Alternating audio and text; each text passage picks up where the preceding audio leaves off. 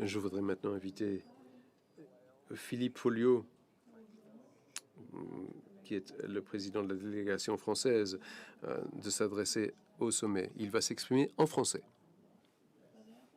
Monsieur le Président, tout d'abord, je voudrais remercier le président Mike Turner, le président Jerry Connolly et toute la délégation américaine pour la qualité de l'accueil qu'ils nous ont réservé. Je voudrais excuser Gérard Larcher, le président du Sénat, qui n'a pu se rendre ici, parce que vous savez que la situation en France est très compliquée et du reste, nombre d'entre vous m'ont interpellé sur cette situation liée aux dernières élections.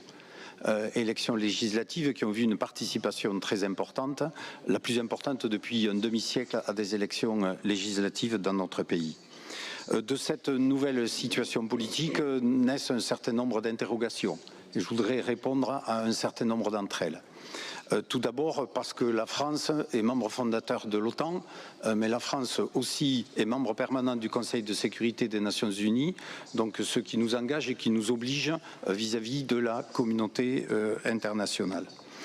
Tout d'abord, je voudrais rappeler que par nos institutions, le président de la République a un rôle tout particulier et quel que soit le Premier ministre choisi, il y a ce que l'on appelle le domaine réservé, c'est-à-dire la politique de défense et des affaires étrangères qui lui donne un rôle tout à fait important et qu'il y aura une certaine continuité puisque Emmanuel Macron va rester président de la République jusqu'à la fin de son mandat, donc en 2027.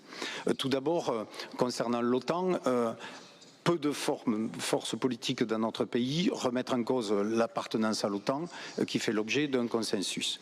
Ensuite, le deuxième point, concernant les efforts en matière de défense, nous avons une loi de programmation militaire donc pluriannuelle qui nous engage jusqu'en 2030, qui a été votée l'an passé, donc il y aura une certaine continuité en la matière. Et ensuite, par rapport au soutien à l'Ukraine, ceci fait l'objet d'un consensus assez large de la part de l'ensemble des forces politiques françaises et que dans ce cadre-là, il n'y a pas de raison de douter qu'il puisse y avoir une remise en cause des engagements pris par notre pays en la matière. Bien entendu, nous partageons les préoccupations qui ont été mises en avant par certains sur un certain nombre d'enjeux relatifs à l'Afrique, au Moyen-Orient, mais nous tenons à rappeler que l'OTAN est une alliance régionale qui doit répondre à des défis globaux et généraux, mais ce caractère régional est pour nous quelque chose d'important et d'essentiel. La France a aidé l'Ukraine, elle continuera à le faire au travers de livraisons d'armes et au travers d'aides les plus diverses et variées, parce que en Ukraine se joue la mère des batailles pour l'avenir donc de notre alliance.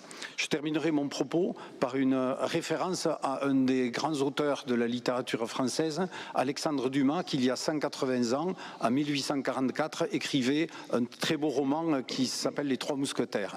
Et la devise des Trois Mousquetaires, c'était « tous pour un pour tous ». Eh bien, cette devise, c'est la nôtre, c'est celle de l'Alliance, c'est celle de l'article 5, et que cette devise puisse nous rassembler et nous réunir le plus longtemps possible. Je vous remercie.